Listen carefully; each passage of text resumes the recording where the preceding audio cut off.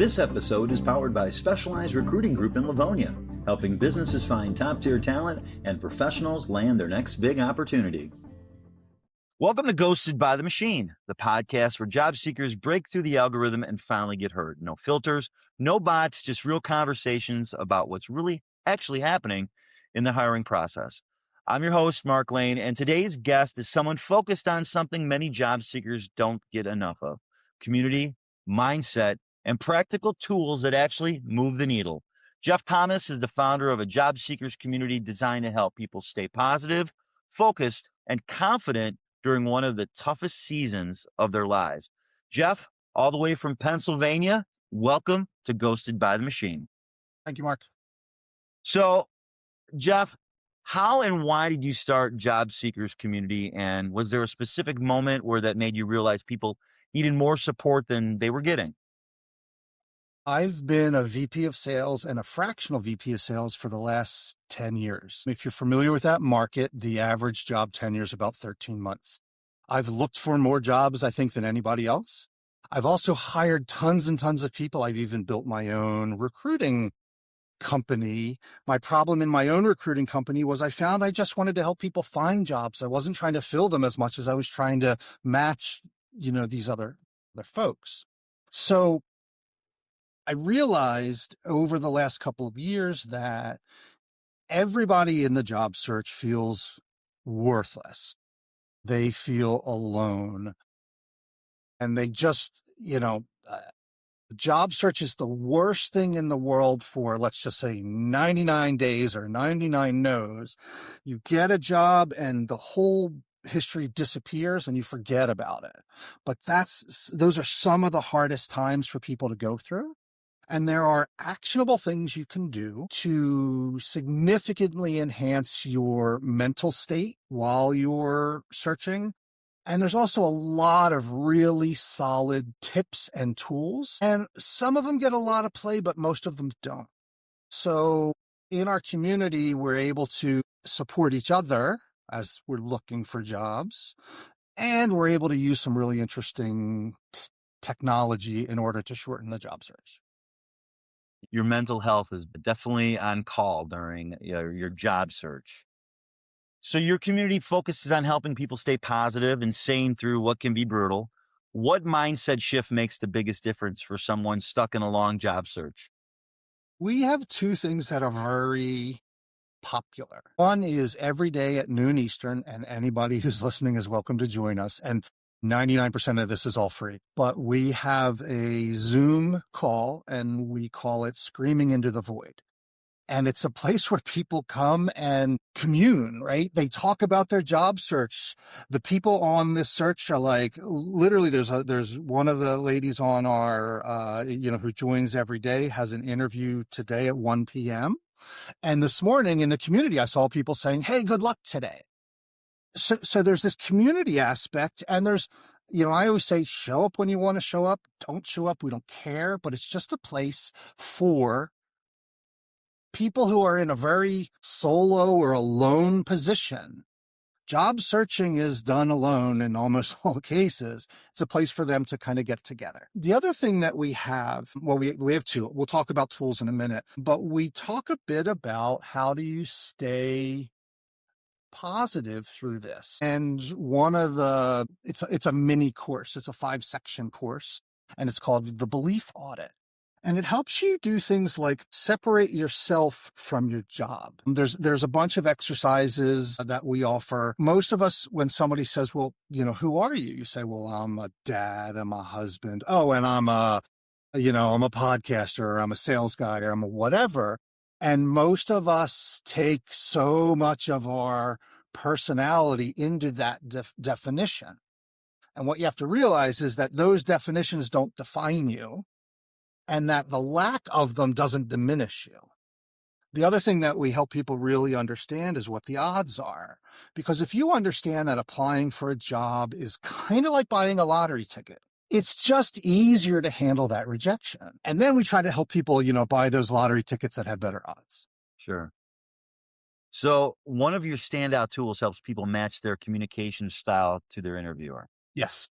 How does that actually work, and why does it make such a strong impact? So we have made very heavy use of AI. And AI is able to help us project things that would have taken days or weeks prior. So, for example, if you're familiar with the Myers-Briggs or the Enneagram or the DISC personality profiles, you can go and take those and get a really detailed answer. You can also get that information from a well-tuned AI agent. So what we do is we ask you to put in your resume, put in your LinkedIn profile, and then answer some questions. What's the job title? What's the job description? Who is your interviewer? What's the stage? And what's their LinkedIn profile?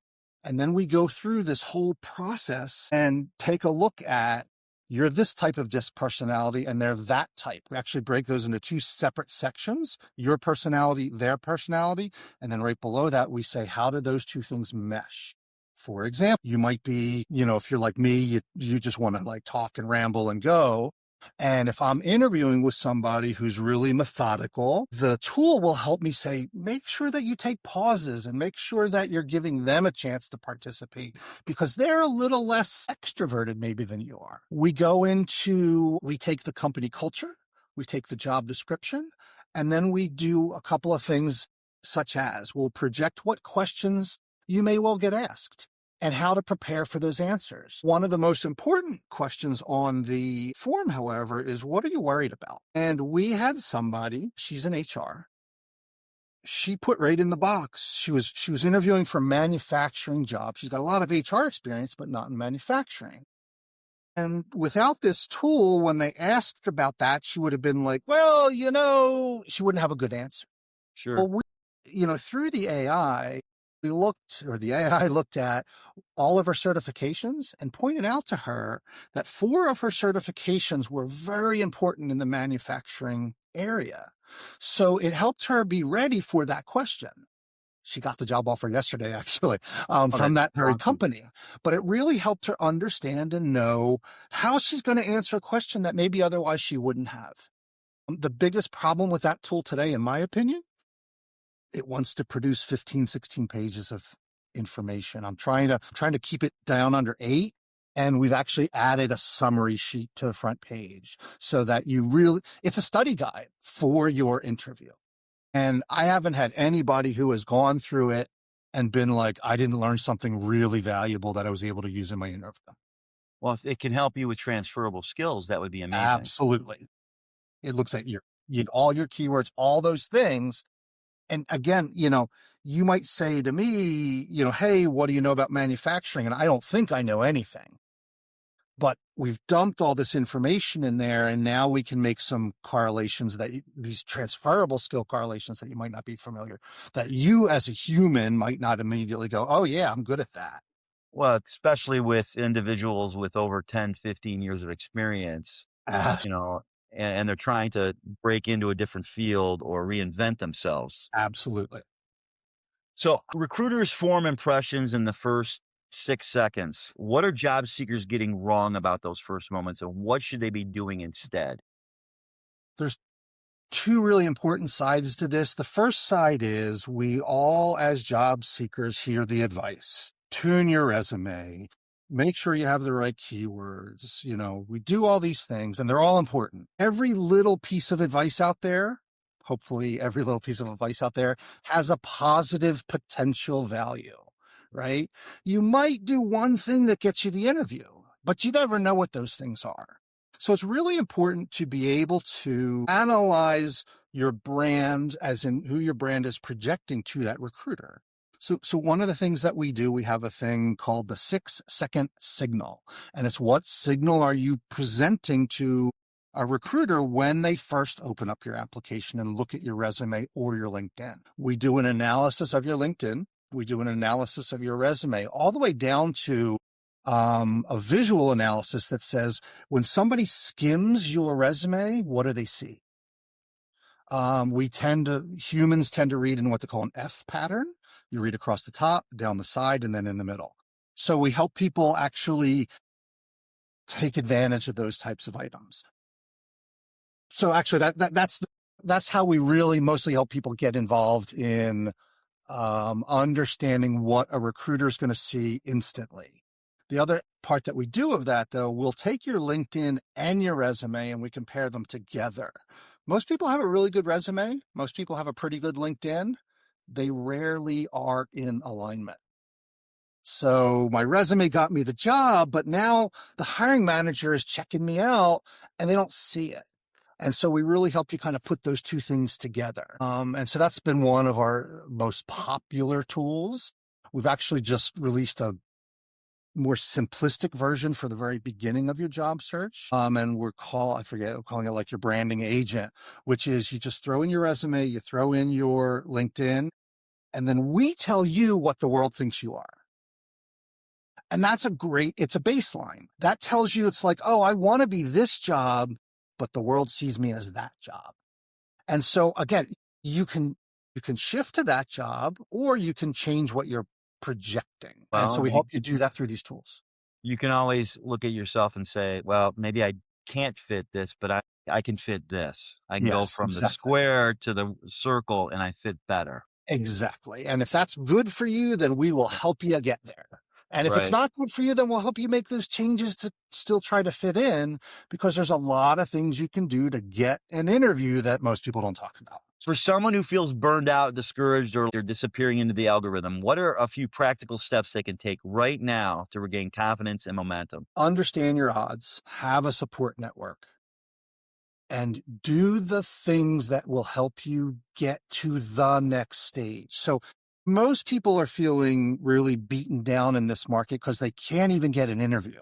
They send out 300 applications, and if they get a rejection, it's auto rejected. I once got an auto rejection 4 p.m. on Christmas Eve.